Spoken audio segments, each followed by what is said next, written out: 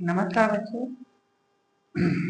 आज हम लोग थ्योरम नंबर 6 पढ़ेंगे, जो भी एक प्रकार का आपका समरूपता प्रमेय है। आपका थ्योरम नंबर जो 6 है वो यह कहता है, मैंने पहले से ही थ्योरम और उसके क्वेश्चन लिख रखे हैं, क्योंकि ये जो थ्योरम है थोड़ा लॉन्ग होने वाला है, इसलिए मैंने सोचा थोड़ा इसको जल्दी से कवर कर लूँ, इसलिए मैंने लिख रखा है।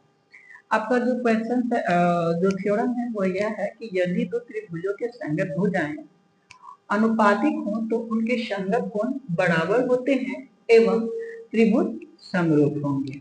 क्या होगा कि अगर कोई दो त्रिभुज है, उन दोनों त्रिभुज के संगत जो भुजाएं हैं वो अनुपातिक है, अर्थात उनका अनुपात बराबर आता है, तो उनके जो कोण होंगे, संगत जो कोण होंगे वो भी बराबर होंगे, और उसके साथ साथ वो जो त्रिभुज होंगे ना, वो त्रिभुज क्या होंगे, समरूप होंगे। क्वेश्चन पूछने का तरीका क्या होता है? क्वेश्चन दो तरीके से पूछते हैं। पहला, सिद्ध करें कि दो त्रिभुज समरूप होंगे यदि उनके संगत हो जाए, क्या हो, अनुपातिक हो। ठीक है, ये पहला क्वेश्चन पूछने का तरीका। दूसरा है, सिद्ध करें कि दो त्रिभुजों के संगत कोण बराबर होंगे यदि, ठीक है, यदि उनकी संगत हो जाए, क्या हो, अनुपातिक हो। तो ये आपका क्या है, दो तरह से क्वेश्चन पूछने का तरीका है। ये बोर्ड में भी पूछ सकता है कभी कभी।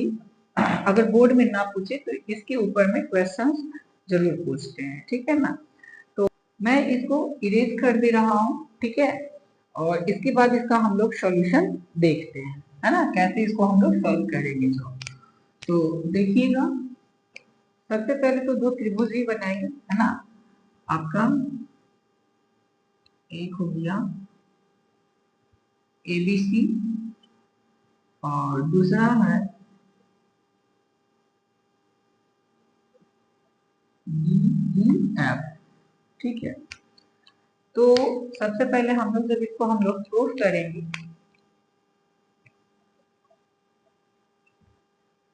तो माना कि ABC एवं DEF दो त्रिभुज है,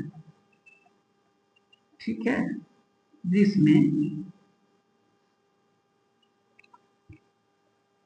जिसमें क्या है कि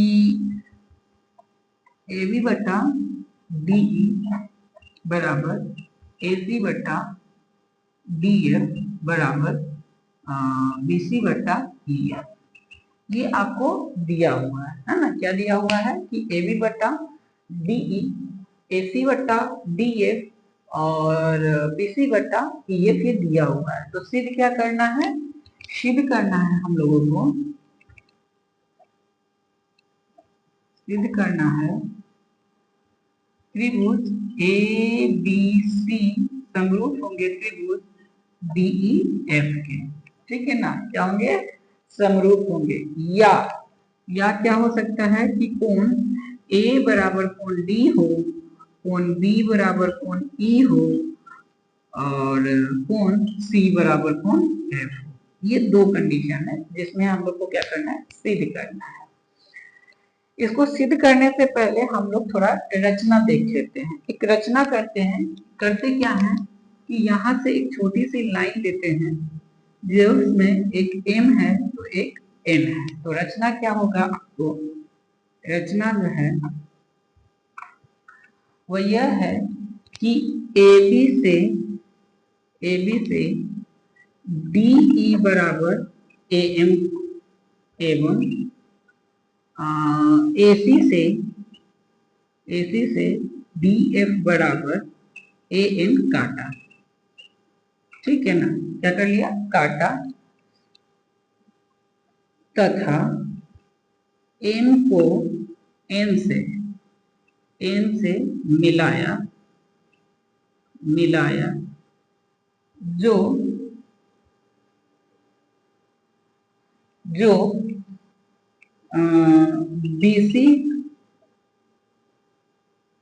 BC समानांतर MN है ना, समानांतर है, बीसी समानांतर क्या है, एम एन है। तो क्या हो गया आपका कि एक रचना किया जिसमें ए बी से डी ई के बराबर ए एम काट लिया गया और ए सी से डी एफ के बराबर ए एन काटा गया, जिसमें कि एम एन को जब मिलाते हैं तो अब बी सी समानांतर एम एन आता है। अब हम लोग क्या करते हैं कि त्रिभुज एबीसी एवं त्रिभुज ए एम एन में चलते हैं, ठीक है ना, इन दोनों में चलते हैं। अब देखिए यहाँ पे कि बीसी समानांतर एम एन है, बीसी समानांतर एम एन है तो थेल्स प्रमेय से, ठीक है, किससे, थेल्स प्रमेय से। थेल्स प्रमेय से क्या होंगे आपके यहाँ पे, जब समानांतर है तो ए बी बटा ए एम बराबर ए सी बटा ए एन बराबर बी सी बटा एम एन होंगे, है ना। जब क्या हो, बी सी समानांतर एम एन होगा तो ए बी बटा ए एम हो जाएगा, ए सी बटा ए एन हो जाएगा और बी सी बटा एम एन हो जाएगा। अब इसमें यदि ए बी बटा ए एम बराबर ए सी बटा ए एन लेके चलते हैं, ठीक है ना, तो क्या होगा, तो आपको पता है कि यहाँ पे हम लोगों ने एक रचना किया है, डी ई बराबर ए एम और डी एफ बराबर ए एन है ना, दोनों क्या है, रचना से आपका बराबर है, ठीक। हम लोग लिख सकते हैं यहाँ पे कि ए बी बटा डी ई बराबर ए सी बटा डी एफ, ठीक है, इतना रख दिए। अब देखिए यहाँ पे हम लोग यहाँ पे इसको देखिएगा, लिख सकते हैं कि ए बी के जगह पे ये ए बी और इसकी जगह पे हम लोग क्या रख सकते हैं, ए सी, है ना, ए सी बटा डी एफ बराबर ए सी बटा ए एन, ठीक है। तो ए सी से ए सी कट गया, क्या बचा, डी एफ बराबर ए एन। आपका ये समीकरण फर्स्ट हो गया, है ना, इस चीज को ध्यान रखना है, ये सिद्ध हो गया है। अब इसके आगे जब बढ़ेंगे करते हैं क्या कि फिर से कि एम एन जो है वह समानांतर है बीसी के, फिर से नेक्स्ट जो है आपका एम एन क्या हो गया, बीसी के समानांतर हो गया। और यहाँ पे क्या होगा कि जो कोण होंगे अर्थात कोण ए बराबर कोण ए, ये उभयनिष्ठ कोण हो जाएगा, यहाँ पे दोनों में है तो उभयनिष्ठ कोण हो गया, ठीक है। कोण ए बी सी बराबर कोण ए एम एन हो जाएगा, ये संगत कोण से, ठीक है ना। और कोण ए सी बी बराबर कोण ए एन एम हो जाएगा, ये भी संगत कोण से। जब तीनों कोण बराबर हो गया तो त्रिभुज ए बी सी समरूप हो जाएगा त्रिभुज D E sorry A M N के, है ना, ये क्या हो जाएंगे, समरूप हो जाएंगे, ठीक है ना, क्या हो जाएंगे, समरूप हो जाएंगे। तो आपको ये क्या हो गया, समरूप हो गया। जब आपका ये त्रिभुज दोनों त्रिभुज जो है समरूप हो गया तो यहाँ पे हम लोग क्या लिख सकते हैं कि ए बी बटा ए एम बराबर ए सी बटा ए एन बराबर बी सी बटा एम एन, है ना, ये लिख सकते हैं। यदि इसी में से हम लोग ए बी बराबर ए एम बराबर बी सी बटा एम एन रख लें, इतना भी ध्यान रखिएगा। इसके आगे भी हम लोग और अभी सिद्ध कर ही रहे हैं, ठीक है ना, तो इसके आगे देखिएगा। अच्छा, इस चीज को भी कंसीडर कीजिएगा क्योंकि इसके बाद जो है इसका प्रोसेस आने वाला है। तो देखिए इसको छोड़ के यहाँ से मिटा देते हैं, है ना, यहाँ से मिटा देते हैं। देखिएगा अभी कि क्या होगा, तो आप थोड़ा सा ध्यान दीजिएगा कि ये जो है ए एम वह DE के बराबर था। AM किसके बराबर था? DE के, है ना। एक बार हमने जो सिद्ध किया था वो आया था आपका कि जो रचना किए थे उसमें शायद आया था कि MN जो है वो किसके बराबर? DM के बराबर है। तो सॉरी DE के बराबर है। तो हम लोग क्या करते हैं, उसी को आगे लेके चलते हैं। लिखते हैं यहाँ पे कि AB बटा यहाँ पे DE बराबर BC बटा MN। अच्छा, AB बटा DE जो है BC बटा EF के बराबर है। तो यहाँ पे BC बटा EF बराबर BC बटा MN। तो BC से BC कट गया, क्या बच गया? EF बराबर MN बच गया, है ना। EF बराबर क्या बच गया? EN, सॉरी MN हो गया। अब देखिएगा ये जो है, इसके बाद हम लोग नेक्स्ट त्रिभुज में चलते हैं। तो त्रिभुज आपके दो त्रिभुज में चलेंगे, है ना। एक तो आपका जो त्रिभुज है वो AMN एवं त्रिभुज DEF में चलते हैं। ठीक है, इन दोनों त्रिभुजों में एक साथ चलते हैं।